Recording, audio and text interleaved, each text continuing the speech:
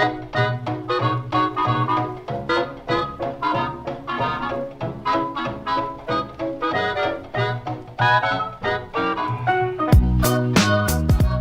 and welcome to Movie Film Studios, the only podcast that takes you inside the mind of two film studio executives as we unravel and then re-ravel the best that Hollywood has to offer.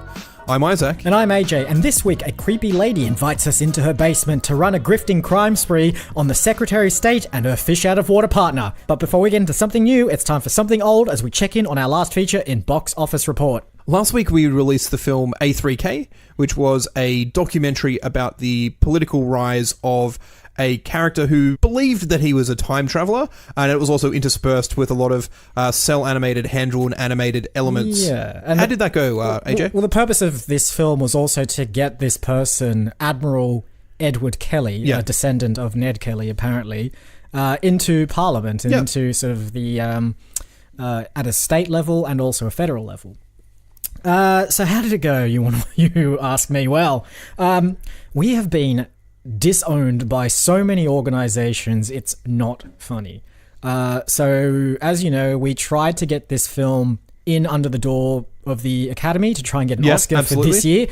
We're out of the Academy now. Like, they hated it. So we can't even call them up and ask them inane questions about movie histories? No, we can't. We just have to make it up on the spot. The Order of Australia medals that were sort of coming our way at some point for all of our work in the film industry, gone. Like, we failed so hard on this film. We misled the public. We made a terrible film. We unleashed this insane character into the country as well. No one liked him. We lost the various elections that we entered him into. He's somewhere right now. I don't even know what happened to him. I let him out of the studio and just sort of locked the doors and said, just don't come back. I have no idea where this person is, but they're just sort of roaming the hills of Australia right now, doing various things. But we have such a black mark over our heads right now, it's not funny. I just assumed that the Today Tonight investigative journalist reports, the gotcha media stuff that I was seeing all over the news was a publicity stunt to promote the film. No. It's bad. Like, it's really bad. We are being sued by pretty much every theatre that ran the film as well. We put several movie chains out of commission as well. So they've gone bankrupt as a result of showing our film. Like, it's bad. Like, it is. It's a pandemic, basically. I have to say, I'm quite shocked. Normally, I ask how the film did, and I'm just expecting, the charts are in the green, we're making profits. No. We've burnt a lot of bridges, and I know Ned Kelly did that literally a little bit. Yeah. I didn't think this would go so badly. It's cataclysmic right now. Our shareholders, which is really just the two of us, are very angry at the board. I tell you, I am the shareholder. I'm angry. This is news to me. I'm incredibly angry. I don't know who to blame though. We are on thin ice. So, like, very, very thin ice. Is this just a sign that we shouldn't get into documentary filmmaking? We shouldn't step our toes into political. We should just go back to the stuff that people want. Exactly. The stuff that people big love. Budget Hollywood. Yep. It's not going to get like awards, but people are gonna just sit there and eat as much popcorn as they want and drink their sugary sodas and have a good time. The technical awards is where we need to set our sights. They're the awards that aren't telecast ever, but they're the ones that fill up our trophy cabinet. I thought you said we were blackballed by the Oscars. Like, we're getting technical. Well, we are now. Are there technical Emmys? I don't know. What are we going to do if we can't win that little gold statuette? Just have to make our own up, I think. Okay. Start our own academy. We can't. No more real life stuff. We need to get back to what we know and what we're good at. So let's get to it. So here we are. This week in trailers, and first film for you today is The Hustle, directed by Chris Addison and starring Anne Hathaway and Rebel Wilson.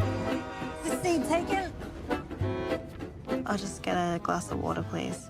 I have to save all my money because I'm here to find my sister. She's been taken. Taken? Like by men who sell hot white virgins to cajillionaires on yachts. I am very moved by your story. Order anything you like. I'll have a club sandwich and an order of fries, 2 slices of cake. Do you want any cake? No. 3 slices of cake and a Diet Coke. Impressive. I'm a con artist. Sisters in arms. I had no idea how small time I was until I met you. Penny, why are women better suited to the calm than men? Because we're used to faking it. Because no man will ever believe a woman is smarter than he is. Is it valuable? $500,000. I like it because it's shiny. Can I just take a moment here to apologise? After listening back to last week's episode, Yep. I realised that quite a lot of our films were in foreign languages. And when you do a 30-second snippet of a foreign language film, Yep. you can't put subtitles in a trailer, so Yeah. you may not have known what was going on. All of our Polish listeners, though, Exactly. they were just stoked. This week, though... The only part of the podcast they've ever been able to understand. well, this week whether they're in English, and you just heard the hilarity of the of Rebel Wilson and Anne Hathaway. I think they actually make quite a good on-screen Like a pairing. duo, yeah. And you pointed this out, and I'd seen the trailer once or twice before. This is a female remake of Dirty Rotten Scoundrels. Dirty Rotten Scoundrels. Which was Steve Martin and Michael Steve Martin Caine. and Michael Caine, yes. Written by Frank Oz, I believe. Yes. Or Directed at least by him as well, I think. I'm not sure if he wrote it. I think it may have been a stage play beforehand. Yeah. Anyway, I don't really know. One of the things I really appreciated about this is that they called it The Hustle. They didn't call it something different. It isn't overtly sort of playing up the fact that, oh, look at us, we're doing an all-female remake. It's like, no, this is just a funny-looking con film with two very good and very funny actresses. I quite enjoyed. Like, there's a couple of really nice moments in this film that, in the trailer at least, that I went, hey, this is actually quite clever, quite good jokes. You don't normally get a bit of a chortle, a bit of a laugh. There's a scene with garbage bags at the end, and there's another scene where it says she asks Anne Hathaway to move away, sir, after groping her. And I'm just like, anyway, it was I enjoyed two of the jokes in there, which I can't say is the same for any of the other comedy films trailers that we watched this week. Yeah, so it could be good. Rebel Wilson sort of in her element here, playing the slightly fish out of water Australian happy-go-lucky kind of woman who sort of bumbles her way through life, I guess. Anne Hathaway sort of playing a British crook who is very, very aristocratic, but also very well-versed in the world of conning and grifting and so on and so forth. So they sort of form an unlikely pairing, and I assume they learn off each other and they develop and grow and, I don't know, do various Exactly. I mean, I've not unseemly seen Dirty Rotten Scoundrels. Yep. I hear it's quite good, quite I haven't funny, seen it quite for a classic. while. It's been a long while since I've seen it. But yeah, it is. It's, the basic premise is that there is one very sophisticated, suave, seduction con person. which I believe is Michael Caine. In that one. And then there is one bumbling fool con person played by either Rebel Wilson or Steve Martin. Take your choice. And they team up their unlikely friendship sort of. I assume they'll take on a mark. In this one, they say it's a tech billionaire or tech millionaire. I don't know who it is. Yeah, if I recall correctly, like Dirty Rotten Scoundrels had like a central heist or I want to say Jar Jar Gabor may have been like the target possibly, of... Who knows? Again, making up words here. Cannot remember. Jar Jar Gabor, what the hell is that? It could be a lot of fun. I think, it looks good. And Chris Addison, who's a British comedian that I quite like, who was in the thick of it, done stand-up and quite a lot of those British panel shows for a number of years, taking a step into directing. I suppose we'll see if it's any good when it comes out. Indeed we will. On to the next film for this week's episode, which is simply called Ma, directed by Tate Taylor and starring Octavia Spencer, Juliette Lewis, and Diana Silvers. Are you going to meet a boy? No sex or booze. Okay. Woo! Maggie came to party. Let's get filthy. What you sipping on? I got you talking crazy. Excuse me, can you buy some booze for my friends and I? Not interested. Please? Hell.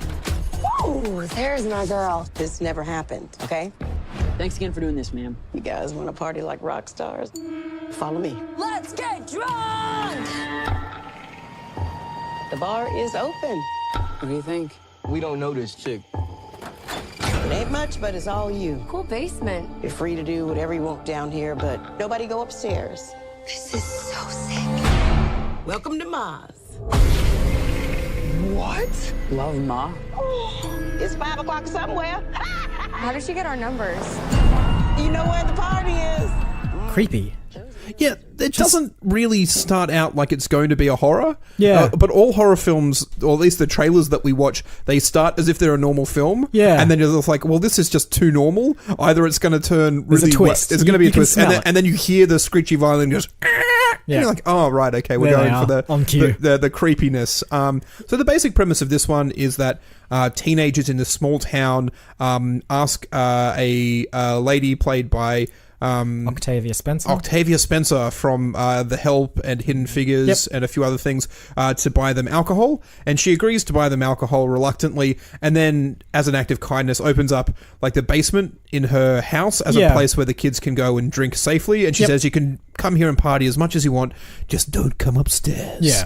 And then the rest of it gets really freaky as she gets kind of clingy and possessive, and then it turns out that she's had a relationship with these kids' parents, and there's some sort of vengeance sort of... There's there's an odd kind of vibe. It's sort of, as you mentioned to us sort of before we started recording, it's got a similar kind of concept to Greta from a couple of weeks back with Chloe Grace Moretz. She finds a handbag on the train and takes it back to a lady's house, and they form up an unlikely friendship, and then it turns out this Greta character is weird and possessive and slightly mentally deranged. Yeah, this one feels like it has more reason to exist. Yeah, there's a lot more, like, at least the trailer delves into a lot more history in this small town where potentially the parents have then wronged this woman, and she's taking the vengeance out on the kids. Again, we don't normally get too much of a justification or perspective when we have these bad guys who are just, I'm just going around killing people for killing people's sake. We watched another trailer, James Wan trailer, I don't even know how to pronounce something of Lalamora or something anyway, which is just like, oh no, it's just an evil deity who steals kids because it's evil. At least in this one, like, you see the woman driving down the road, and there's a kid walking on the side of the road, and she just swerves and runs him down. And it's just like, oh, but like, you're portrayed as an actual person, and I kind of understand your psychology, and to me that's kind of a lot freakier than like a ghost thing that I know doesn't exist. Like a vengeful person who's been wronged by high school bullies. I kind of get that. I kind of think that could possibly exist in the real world. It probably has at some point. And I got to say as well, Octavia Spencer sort of playing against type. Granted, I haven't seen her entire filmography, but the films I've seen her in, she's never playing a sort of she's quite determined, nice. revenge-seeking psychopath. One, I believe, comes from the production studio that brought us Get Out. And Happy Death Day. So it's, I mean, Get Out is very, very well received, and Happy Death Day was a competently put together, reasonably low budget, good concept. So that was the one for those of you who don't remember. I think we talked about it, was Groundhog Day meets Scream. So it's a slasher with these sort of weird time reversal elements to it as well. They seem to know what they're doing. This looks really freaky. I'm not going to watch it. No, it scares the shit out of me. Exactly. So, but it looks pretty good. And I think Jordan Peele's other film is called Us. Yes, his freaky one coming out. So Ma and Us. Very, very tight on the budget for letters in film names, apparently. So they spent all their budget on the film itself. They didn't have any budget left over for graphic design. Go see that at some point later this year. Final film for this week's episode is Long Shot, directed by Jonathan Levine and starring Seth Rogen, Charlize Theron, and Andy Serkis. Charlotte, I would like to endorse you to be the next president of the United States. Oh my God. You've been a great secretary. Of state. Which state again? All of them? Is the Secretary of State looking at us? I kind of know her. It's like kind of knowing a mermaid. Do you tell people that? She probably doesn't remember who I am. Secretary Field would like to speak with you. With me? I can't shake this feeling that we know each other. We do. We do? Picture me, I guess, maybe like 20 years younger, but like this. Flarsky? Yeah! What are you doing these days? I'm a journalist. You're a great writer, but sometimes you're a little too much. I don't think I am too much. I actually think I'm the perfect right portion. It's really nice to see you again. Whoa! Crack it down! I'm okay. Did policemen just call me a cracker? He's not in the trailer. Yeah, you mentioned Andy because you must. I'm like, there was other people in the trailer for this film that I thought would have been more worth mentioning because they actually show up in the trailer. This is true. Bob Odenkirk. Bob Odenkirk is in he very prominently features in the opening scene of the trailer. Yeah. Who is Andy Serkis, like CG playing like the plane? They're He's on actually a plane playing for a bit. Charlize Theron. God, it's incredible. That's his most transformative role yet. It's insane, yeah. So Long Shot, you may have heard about it actually, sort of making the rounds online at the moment. But basically, Charlize Theron's character is playing the Secretary of State for the United States, and at a party somewhere, she happens to see someone she used to know when she was younger, played by Seth Rogen. It turns out that she used to babysit Seth Rogen back in the day. And then they form an unlikely bond based on the fact that he is a writer and she needs a writer for her various campaigns. It's a rom-com. Yeah. It's a rom-com by way of Seth Rogen. Yeah, like it had that very funny people feel to it. It had a bit of a knocked up feel to it. And then when it said from the guys that brought you Knocked Up in some other film, I'm like, oh, this is the Judd Apatow crew. Yep. The Jonathan Levine did 50-50. Yep. The night before, I'm surprised Joseph Gordon-Levitt isn't in this one. I think also written or produced by... Joseph Gordon-Levitt is playing Andy Serkis. He's playing Andy Serkis, he's playing Charlie. It's a Russian doll situation. Yep. Speaking of Netflix, so it's got, I think, produced by Evan Goldberg. It's the same cast of names that have put out these same series of films for the last sort of decade. Yeah. Since Freaks and Geeks, really, those guys just sort of spun themselves off. Yeah. I don't particularly like the stoner style of humor that Seth Rogen brings to the table. There's weird sequences in this where he takes Madam Secretary Charlize Theron to like a club and she gets drunk and high and stoned. I'm like, no, like if you actually want us to take it seriously at all that she is the Secretary of State, this isn't going to happen. Yeah. There's a joke later on in this trailer, and I'll let you watch it at some point if you want. But basically, one of the Secretary of State's assistants or secretaries, I guess, comes up to her and shows her like some like polling research or polling results based on the rumor going around that the Secretary of State is going out with one of her writers. And they basically say that, like, we did a survey on whether or not Princess... Kate Middleton, what it would be like if she went out with Danny DeVito. So apparently that's the golfing class between Seth Rogen and Charlize Theron. And, like, to me, that is just... That joke insults so many people in one go. It insults Danny DeVito. It insults Kate Middleton. Does it insult Kate Middleton? Yeah, it does. Because it says that like she only cares about looks. No, I would suggest that she's an incredibly attractive person who is in the public eye. Like a political figure. That it matters who they are seen with. I don't think it there's no superficiality behind it. Perhaps not, but it also insults her husband. It insults like Seth Rogen as well. So I have a bit of like animosity to Seth Rogen, but it might be because in my younger days I had a very sort of curly fro hair, was a little bit chubby and just got compared to him a lot. It was very much he was the celebrity that I looked most like, and I'm like, is that really how the world sees me? Oddly enough, I have another friend who has the exact same problem and does not like the fact that he's being compared to Seth Rogen. Having said that, in more recent years, I've got Robin Williams quite a lot more than Seth Rogen, and I'm much happy about that. Yeah, fair enough. All right, those are the 3 films for this week's episode, but of course, before we can do anything with those, we're going to have to take a little walk over to the green room. Let's go.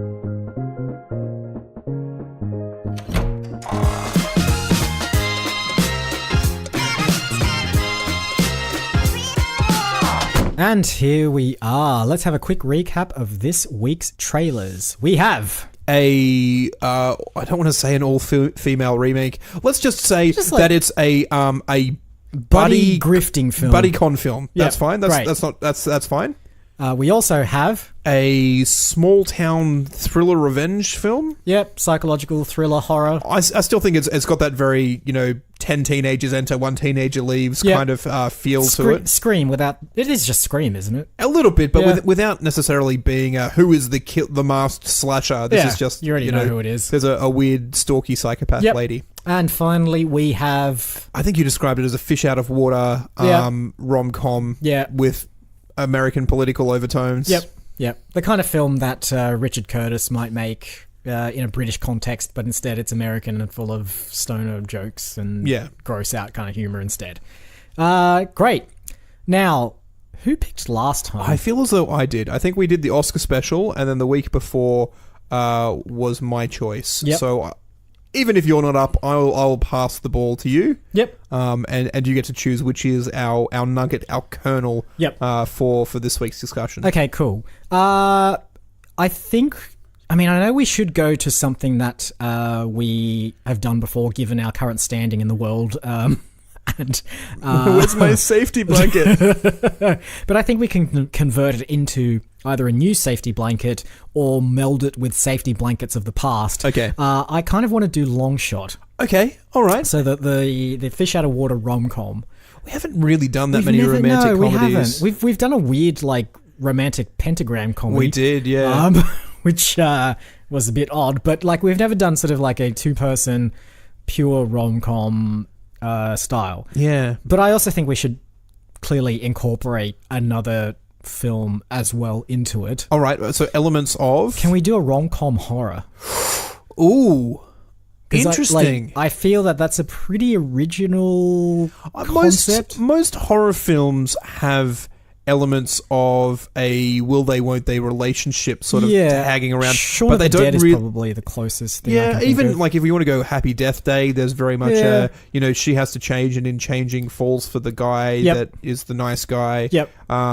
There's, again, without spoiling Scream, I think there's elements of... You're allowed to spoil that now. It's been quite a while. I think, they say, never have sex if you're in a slasher, because it's the people who have sex that get killed. It's true, yeah. I believe Neve Campbell and her boyfriend have sex for the first time, but then I think the boyfriend and his friend are the killer in the end. There's always weird analogs there, but I think that we need to take on the concept of it being a pure rom-com, but maybe they come together through the actions of a serial psychopath killer or something. Interesting. I think the serial slasher elements are very much tangential. Yep. It's not a hybrid film. It's not a mashup. Yep. It is fundamentally a rom-com. Yeah. It just so happens that there is also slasher elements happening in the background. What if they are both slashers? That's interesting as well. What if they... See, it just reminds me now of Mr. and Mrs. Smith, where it's a rom-com, and we both happen to be action heroes. Yeah, exactly. Or it's like My Superhero Ex-Girlfriend, or whatever that horrible film was. That was with Uma Thurman and... I was going to say it was Anna Faris, but it was Uma Thurman and Luke Wilson. And Luke Wilson, yeah. What if they These are very, very high benchmarks that we're setting for our own film here, AJ. Well, that's the thing. We're all about setting certain kinds of benchmarks and clearly exceeding them. So what if they're competing serial killers? I'm not sure that matters. No? I reckon what we do first is we write the rom-com. Yeah, okay. We come up with the characters, we come up with their professions, we come up with their meet-cute story, and then, once we've got all of that rolling downhill in its inevitable conclusion, that's when the slasher stuff comes in. All right, cool. So let's start off with... two characters. These rom-coms always start out where they're both in bad relationships. Yep. And they break up. No, one of them is usually in a bad relationship. The other one is the...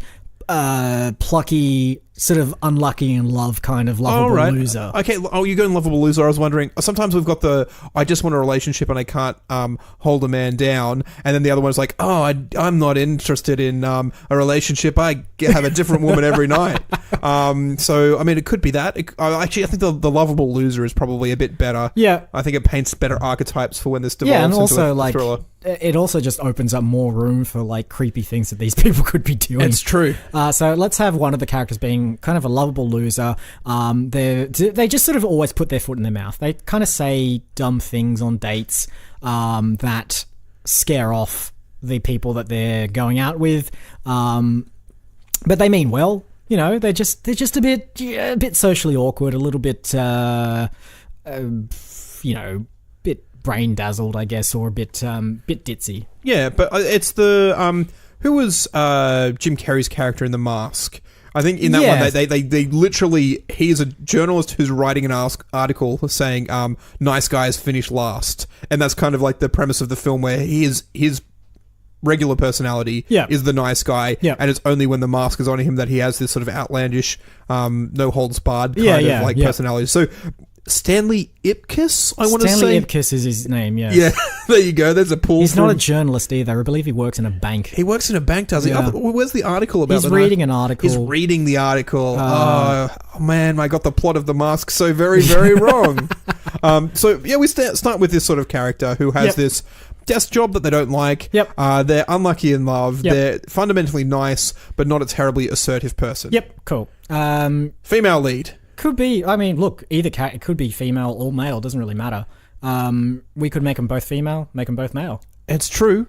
I reckon, is there something to be said about subverting the expectations? Yeah, so we set it up like it is going to be this rom-com where it's guy and girl, and that's the societal expectations. That's the feature expectations of how they're going to fall for each other. Exactly. What's good about this? We can do it in the trailer as well. Yeah, exactly. It's just another ordinary rom-com. Exactly. Screeching violins kick in, and then it's all like... No screeching violins too early. You've given away that there's something wrong. Wait until we've established the expectations do we first. just do that whole thing? We just do the whole trailer as a rom-com, and then people don't know when they come into the cinema. It's like, oh, yeah. There was a... when the Muppets movie reboot came out, the one with Jason Segel. And Emily Blunt? No. And what's her face from Arrival? Amy Adams. Amy Adams, yeah. They released a trailer called Green with Envy, which was just the two of them, and it looked like a rom-com, but it was actually a secret trailer for the Muppets movie. Right. I actually thought that was a recut after the fact. They released that trailer initially, and everyone's just like, what's this film? It looks really like dull and like weird, bizarrely like over the top and sugary. Yeah. And I think that then the next day they released a new trailer which used a lot of that footage, except all the Muppets were in it. There you go. So like they always do, and for people who don't watch trailers as regularly as us, it's teaser, trailer 1, trailer 2, and then the film comes out. And then occasionally you have final trailer, international trailer, TV spot, red band trailer. Red bands. Yeah. So there's a few other little bits that float around, but that's the format that it normally falls. Do we do teaser trailer as just rom-com? Yeah. And then we do trailer 1. We do all trailers as rom-coms until the last trailer. Like the last 5 seconds of the last trailer. Right. Screeching violins. Okay. And then something... I love it. Totally out of the ordinary, and then people are just like, what the hell? This film on Wikipedia on IMDb says a delightful, charming rom-com starring these two actors that we love and care about, and has no reference whatsoever to it being a horror film. All right, okay. So we need our lead female. Lead female, okay. And what type of character? I think that, like, maybe we should make the lead... because, like, I guess we've sort of done it both ways. We've had films where it's like lead male is the unlucky in love, and also lead female is also unlucky. Also in love. unlucky in love. Lead female. What are the tropes? Because we really want to cash in on these tropes. Yep. We don't have to be creative or different. Oh, I'm a busy executive, and I only care about my job. I think we take the busy executive thing. So we take it exactly. Advertising agency, I think, is a classic one. Yep. I used to work in advertising. They are very, very busy. All right, and the other guy's desk job at an architecture firm, because I used to work at an architecture firm, and desk jobs at architecture firms are I was going to say you could have a desk job at the advertising firm as well. No, they're in the same building. They're in the same... Oh, okay, yeah. All right, we need a meet cute. Well, I mean, if it is the same building, maybe they don't have to be in the same company. They just no, exactly. Different floors. There's things. Architecture one floor, advertising agency the next floor. At the advertising agency I used to work for, it was all glass, right? So the elevators were glass. Each level was glass. So as you're going up the elevator, you go past all these different floors, and they all have completely different looks depending on the type of company it is. Yeah. So I like the idea that, like, this guy has to go past the funky advertising office like every day as he rides the elevator up. So he's always going past this sort of like heavenly creative place, which is not what advertising agencies are really like, but we'll take liberties in this film. He's going past it to get up to his drab grey, boring Matrix style office. And so like every day he's sort of going past the elevator and he sees this woman. But maybe like one day the elevator breaks. Yeah, okay. And he's stuck between floors, or maybe he's stuck on the elevator with her between floors. I like that as well. I think that's good. And that they have this sort of moment where, I don't know, I think I think potentially they catch the elevator every day. Like, they arrive at the same time. She always gets off at level 3, and he gets off at level 7. There may be like this. A lot of these fancy architecture buildings have a great big sort of like open space courtyard, and so him and his best friend, who is definitely played by Chris Pratt, standing up in the architecture firm, and Chris Pratt's like, "Oh, you just gotta, throw caution to the wind, buddy. You gotta go out and get her." And he's like, "Oh no, I can never approach her. I don't want to make her feel awkward." This is definitely against type for Chris Pratt's character, because every time he plays like a romantic lead in a film, he's always the asshole. But he is. He's not the romantic lead. He's the best friend. If you've seen the 5-Year Engagement, or Bill Hader also plays like Jason Segel's best friend. It's like, no, don't do it. That's a bad idea. That's like all Bill Hader says in these rom-coms to his best friend. So maybe his best friends are Bill Hader and Chris Pratt. Bill Hader, like he's two work buddies, and they're always telling him to like he's got to put himself out there. If Bill Hader and Chris Pratt are the friends, then who is the main character? Exactly, we don't know yet. We don't know. So that's just anyone at this point. Yeah, exactly. And then also, lead female also has to have a best friend who is probably, I want to say, who's that girl who's like the from Saturday Night Live, was in Ghostbusters, and she's in the Yesterday trailer. Kate McKinnon. So Kate McKinnon is our lead female's best friend. Yeah. And who is also like that voice of be a little bit crazy and wacky I am. There's always like, and she should be like super successful in love, or like has a constant string of romantic interests. Yeah. And just for the sake of balance, does she need a second best friend? Oh yeah, of course she does. Is it Kristen Wiig? just because? And Kristen Wiig's the one who's married with a couple of kids, and so she's trying to live vicariously through the other person. So we're just casting SNL people. It's all just the same stereotypes you see in all of these rom-com kind of films. Yep. We need the sassy best friend, I think. Yeah. I think, Kate McKinnon's probably a bit sassy. She's a bit sort of crazy. She's a bit adventurous. Yep. And then we have the married one who's living vicariously through it. Are we going to cast our lead male and lead female now? Yeah, I think we should. Or should we? Do we need to figure out, like... I don't actually, you know what? Let's save that to the end. Because I think, depending on how the film pivots, we may need to cast actors that have, like, that ability to be very two-faced. Okay. So let's, like, plan out the rest of the film, and then we'll cast those two at the end. They meet, the elevator gets stuck, they have an awkward conversation, I guess, but then what happens? I think they have to plan to meet up. Yep. Maybe. And then it turns out that they're both planning on killing each other. Like they'd invited each other on a date, and their first date, what they were supposed to be. All right, and we lay all these clues throughout the advertising agency, through news bulletins on the background, through newspapers, that there are 2 serial killers out there. It's the first time. Wanted posters whatever around, city it's in, Chicago, Toronto, whatever we want to. It's set in Seattle, actually. We can set it in Seattle, right? And there's like there's 2 serial killers. On the loose. Yep. And then on their first date, they both attempt to murder each other. I don't even think they even get to the point of dating. So this is what happens. In the elevator, when it breaks down, they kind of have a snap decision to like, okay, this person is now my next victim, sort of independently of each other. So she gets something off him. Yep. Like she pulls something off him, like a handkerchief or some item of his, and she accidentally drops something of hers. Yeah. So he picks it up. And so now they have trace elements of each other that they use to sort of like get back at each other. So they can kind of say, oh, you dropped this, by the way, at some point. And that's how they organize their date. In inverted commas, which I'm just... So, I mean, we set it up as if it's this meet cute, there's this lady that I like, let's make an awkward excuse, but it is the Greta... It's very planned. It's the Greta awkward excuse of, I accidentally left my bag on the train. Exactly, yeah. Actually, let's just steal that. Yeah, okay. Maybe they catch they actually commute together. Yep. They're on the same train every day, they catch the same elevator up, they've never talked. Yeah. She leaves the purse on the bag. He's like, I've got to go give it back to her. This is going to be our meet cute story. Yep. No, wait, she's trying to kill you. And then, no, wait, you're trying to kill her. What if they both had the same looking bag? And so they put it down when the elevator breaks, and then just through the, like, whatever happens, they accidentally pick up each other's bags?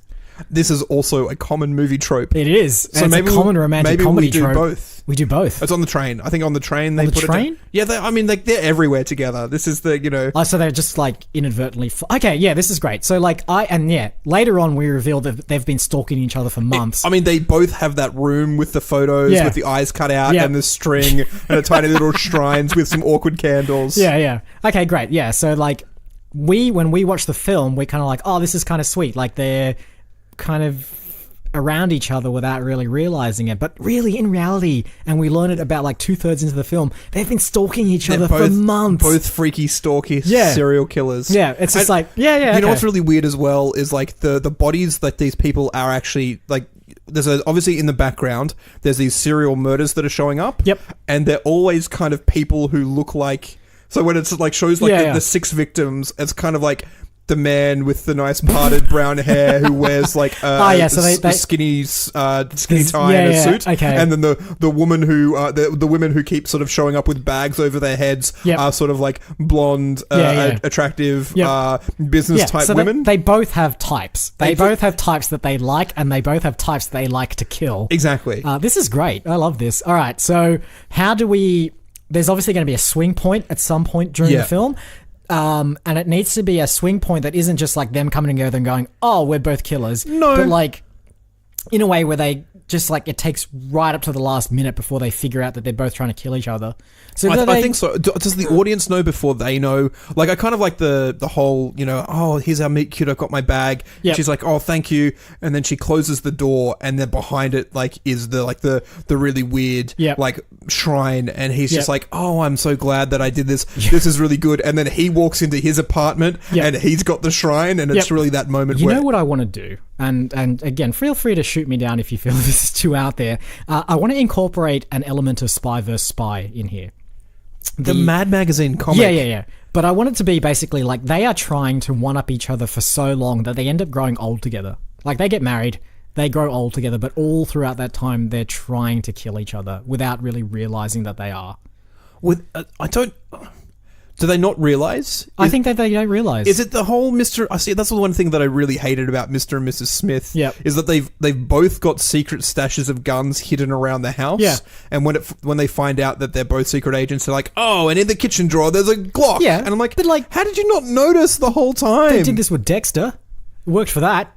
This guy worked for the police, didn't he? And he was also a serial killer. But like everyone that knew he was who he got close to eventually knew he was a serial killer, or he killed, or another serial killer killed them. Like they have to know. All right. Where's the fun in if they don't know? Or is it that we as the audience don't know? I think we as the audience don't know. I actually prefer it the other way around. Okay. I prefer it that we as the audience know. Yep. And there's a point there where we see serial killer man like stalk and kill a woman like the person that he likes. Yep. And then we also see a separate area of the city, a separate area of Seattle, the woman stalk and kill a guy who looks exactly like the person that she likes. Yep. And then we still continue the rom-com. Yeah. They're still having their nice little sort of like, the exact arc of a couple of dates. We go out to see a ball game together. We have a bit of a fight. Our friends tell us to get back together. That's all nice and lovely. But the nights that they're not together, they're just out in the world killing people who look like each other. Okay, that's great. So what if like they realize that like they want to kill each other, but then after a time they start falling for each other, exactly, like legitimately, and then while they're out there killing random people that kind of look like them, they're just going, I wish I was at home with my new partner. Exactly. And not killing them. I think they have a very happy and fulfilling relationship. Because, as we said, fundamentally, this is a rom-com. Yeah. And I don't know, in some rom-coms they get married and have kids and it's the relationship changing. In some, it is just up to the point where they commit to being monogamous together. Yep. But whilst they are all out murdering, like, that's tangential. That's what they're doing on their evenings off. Yep. I think I actually quite like, you know how in The Departed there's these moments where there's two stories that are happening simultaneously, and these two characters are about to meet one another, and you know if they meet, their worlds are going to collide and smash. And I think maybe they're out one night and they're both trying to murder one another, but they're also trying to. So the points where they're trying to murder one another, they don't know that they're trying to murder their partner. They've just picked someone who they think is a victim, and they're both sort of simultaneously stalking one another, and they're about to maybe kill one another. And we introduce this other character who is the detective that's on the case, and the detective sort of steps in, and they both sort of disappear, and you're like, holy crap, that was close. These worlds were about to collide. Their relationship was going to come apart. They were going to get caught as being serial killers, and then that sort of pulls apart, and then we go back into the rom-com. Yeah, all right. I think That's great. I like that. Because like we are rooting, as an audience, we are rooting for them to get together and not kill each other. Yes. Yeah. Okay. Like rom-com, classic rom-com. Like, yeah. So we're rooting for them to get together. They break up a couple of times. Yep. They almost kill each other a couple of times. Great. They almost get caught as being serial killers a couple of times. Yep. And then we sort of resolve it all at the end. Okay. So what we need is an ending. Like we need, is it going to be the feel-good ending, or is it the feel-good ending with the screechy violin at the end of it? I think it's a feel-good ending. All right. I think we can do a sequel to this film, AJ. And I know rom-coms don't often get sequels. No. But I quite like the idea of whatever this film happens to be called too. Yep. They like taking life out of this world, but what happens when they bring one into it? Oh man, it'll be like almost like a Look Who's Talking kind of setup. Yeah. All right. Great. Well, that's for the future. Look who's killing now. So do we need to have some kind of clever ending here anyway? Like, I know it's just obvious to say, well, they get together at the end, but how do they get together at the end? I don't like. Is it just a moment where they face each other, they're about to stab each other, and then they just like drop their knives and just like. No? At no stage in this film they never know. They find out that they are both serial killers. All right. I think it's just a relationship. They get together at the end of Act 1. Yep. They have a getting to know each other relationship between Act 2. Yep. They break up at the end of Act 2, and then their friends tell them to get back together. Yep. And that's how we end Act 3. That is the rom-com arc. I think, okay, you know how it is? The very like last scene will be them just about to murder someone else that obviously looks like their respective partner, but then they just stop and they just say, I can't do this anymore. And then there's just like that lovely cliched run towards each other kind of moment as they like realize that they should be together. Right, okay. But the issue is like, he's got the nice, attractive blonde lady who looks enough like his actual partner. It's like, I just can't do it, yeah. And then, does he let that person go? Because they're a witness now, right? Well, I'm assuming that he, like, wears a mask of some kind. Possibly. I mean, yeah, look, I assume that as part, you know how most of these psychological thrillers go, they always wear some kind of creepy mask, like the Jigsaw Killer from Saw or whatever. The Scream mask, Texas Chainsaw Massacre. Yeah. So I think that like hockey mask from Friday the 13th. I think let's bring back masks. Okay, they're both masked serial killers. That's fine. So it becomes very slasherish, rather than serial killerish. I mean, I mean, it's just purely for the purpose of like covering up your identity. But they basically let this person go, and I think that's as well. Like when we do the sequel, that element of like letting those last two victims go needs to play into the next one, including like the whole idea of having a baby and just like running from the law, the witness, and also managing a baby at the same time. Kind of like Raising Arizona. Sure. But that's a different story for another podcast. We need 4 more things. Yes. We need to cast the detective. Yep. We need to cast the 2 leads. Yep. And then we need to come up with a title for the film. All right, cool. Let's cast the detective. Who would play that detective who's on the case? What kind of... Are we going to go for like the standard hard-boiled, grizzled, gumshoe kind of detective, or do we want something different? It could be like the young rookie trying to make their name. Yep. It could be... I think possibly the young rookie trying to make their name. Let's do a young rookie. You remarked that there's a lot of films out at the moment where it's just like old dudes who who have to do the job that young people can't do. All of the action stars, they're all the same people who were the action stars in the 80s because we haven't bred a generation of people who are good enough to solve mysteries. So we put in... again, I can't get past Melissa McCarthy. Are we doing all Saturday Night Live? Let's do that. Yeah. Like, I feel as though we need to give her a second chance because, like, was it the Happy Time Murders where she played a police detective and that just looked horrendous? Yep. Let's give her another chance. She's back. She's another chance at redemption of being a police investigator. And I mean, like, it's almost a pseudo sequel to that film as well, in that she's now trying to redeem her role in that film, playing a very similar style character. All right, yeah. So she is the. Not grizzled, but like the last chance kind of detective. Yeah, okay, sure. Trying to make a big break. Now, who is this generation's Katherine Heigl? Because it's still Katherine Heigl, isn't it? Like, I mean, it's what the Katherine Heigl was making her rom-coms about 10 or 12 years ago. Yep. There's got to be someone who's stepping up to fill her shoes. But keep in mind as well that we need to cast someone that could reliably play a serial killer. And I know we've cast her a fair few times, but Anna Kendrick kind of springs to mind. Oh man, I love Anna Kendrick so much. But I also feel like she could do both quite well. She could play the high-level advertising executive who's... You don't need to keep marketing. Yeah, I'm 100% on board with okay, this. so She's perfect. She's... Yep. She can be nice and sweet. She Yep. can be tough. She's got the versatility there. Yep. All right, so we've got Anna Kendrick then as our lead female. Yep. Who's of a similar... Do we get Joseph Gordon-Levitt in? Is he? But he hasn't been on Saturday Night Live. He's hosted. Neither has Yeah. Anna Kendrick. Like, it's true. always Actually, in this yeah, one. you know what? They always cast the two bankable leads. Let's get Joseph Gordon-Levitt. Didn't we cast him in like a underwater extreme, like he was in the only other rom-com we've done, which was Saw set in sewers. I'm not sure we can. Did that have Anna Kendrick in it as well? Remember. I don't know. I don't care. Like, and even if it did, we're in a position where we need to bank. Like, if we cast the same actors, it doesn't matter. We're becoming that studio that just has like a... It's true. We are doing exactly what Longshot does, which is like, it's got Seth Rogen and all of your Freaks and Geeks alum in it. It must be just produced by the same people. You know how some Wikipedia pages for certain directors have like a table that shows like the actors that they've worked with across multiple films? I do. I very much do. I'm not sure our audience has been through as many Wikipedias for directors. It'll have like a little table as well to say... was the writer, was the director, was the executive producer, and does this one have Seth Rogen in it? Yes, Seth Rogen. Yes, Joseph Gordon-Levitt. No to James Franco this time, surprisingly. And so it'll just tick and cross. They're very incestuous, these sort of groups. I like that we use Joseph Gordon-Levitt because it's also sort of reprising his slightly creepy role in 500 Days of Summer. So...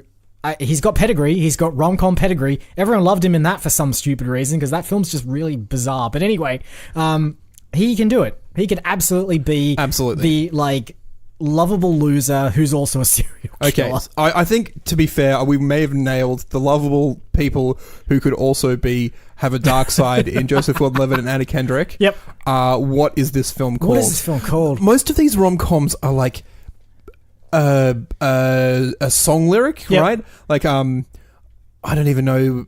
How do you know? Or they're either incredibly generic and incredibly vague. Like, something's got to give. How do you know? Yeah. What's your number? Like, these are just, or they are like a lyric from a song. Like, it could be called "Owner of a Broken Heart" or I like that. I like "Afternoon Delight," and the trailer always has like that, like a remix of whatever song it happens to be. Can we do "Owner of a Broken Heart"? Because it also ties into the serial killer aspect of it. What if they collect human hearts? It could be, which are technically broken after they stab them. It's true. Is it? But my issue is the owner of a lonely heart. It might be a lonely heart, not broken heart. Well, I think, but it could be called Broken Hearted or Broken Hearted. Yeah, I like that. There's broken's not the right word there, is it? It's like stabbed hearted. But it doesn't need to be no, but like it's still technically correct. Like it needs to work for both aspects, and Broken Hearted has enough of it being kind of like whimsical and like a kind of like a play on. Would you call a rom-com Broken Hearted? Because it doesn't have that sort of like... Would you call a rom-com 500 Days of Summer? That's a stupid name 500 Days of Summer at least has that uplifting. It's like, oh, this is the it's like our endless summery days. Yeah. It's like, well, I mean, I suppose I was about to say what's your number, which is the Reese Witherspoon one, I think, which is just bad. How do you know? Are we officially dating? Broken Hearted just sounds like how about to mend a broken heart? That's not bad. Mending a broken heart. I'm sure like to mend a broken heart kind of works. And maybe that's just their thing. They like stab people in the heart, take it out, and then like stitch it back up afterwards as a trophy. Transplant? Are we set on the heart thing? I like the heart thing because I think that like part of their little like serial killer motif is like either pulling out the heart or doing something to it. So... I mean, look, I don't mind Mender of a Broken Heart. What about After My Own Heart? That's it. That's the one. That is exactly what it needs to be. That is 100% the name of this film. After My Own Heart. It sounds like a Nicholas Sparks novel. It does, but it's also like there's a man after my own heart. Exactly. Like, that sounds... literally with a knife. Great. After My Own Heart. That's it. Just send it to the studio. That's getting greenlit before there's a spec script, before there's a treatment. I think that's it. I think that's a wrap. I think you're right. All right, housekeeping. As per usual, we are online at moviefilmstudios.net, where you can find all of our previous episodes, our bios, and Mephiza, which is slightly outdated at the moment, but I'm working on it. Yeah. Which is meant to house all the films that we've created on this podcast. At the moment, it's most of the films we've created on this podcast. We are on Facebook and various other social media platforms, including Instagram. Just search for Movie Film Studios on your platform of choice and join the respective communities. We do a little fun trailer guessing game. Yeah. First of all, congratulations to Crystal, who got 4 from 4 of our Oscar Nailed special. it. Absolutely knocked it out of the park. Indeed. Congratulations to the people this week who figured out that lush teeth was an anagram of the hustle. Ma is a Chinese word that means horse. You can actually put the symbol for female in front of the symbol for horse, and it becomes ma, which is mother, which is also kind of like what the ma in this represents. So congratulations if you recognize the Chinese symbol from a horse and got the tentative link to what ma stands for here. And our emoji clue this week was a ruler and a dartboard, which was, of course, for long shot. Long shot, indeed. If you enjoy listening to podcasts, then listen to ours. Yeah, do it. I'm advertising a podcast that you are already listening to. We should probably, partner with people and plug their stuff. Yeah, probably, but that requires work. We are on Spotify, YouTube, iTunes, our website, TuneIn, and Podbean, and pretty much any other place that you get podcasts. You're listening to the podcast. You know where to get it from. Yeah. You know who doesn't know where to get podcasts from? Who? Your friends. Yeah. Who don't listen to podcasts. Exactly. Maybe say, hey, there's this really cool thing. Yeah. It's called radio. No, it's not the 1920s, you crazy person. It's the 2020s. It's radio on demand. Exactly. It's so much more futuristic than radio. Get them involved. Get them listening to it. It would be very much appreciated. Or just drop a review or rating on iTunes or any other podcast platform that you prefer to listen to podcasts on. It would be very, very helpful. And I think that's it. All that remains is to thank you once again for listening this week. I've been Isaac. And I've been AJ. Roll credits.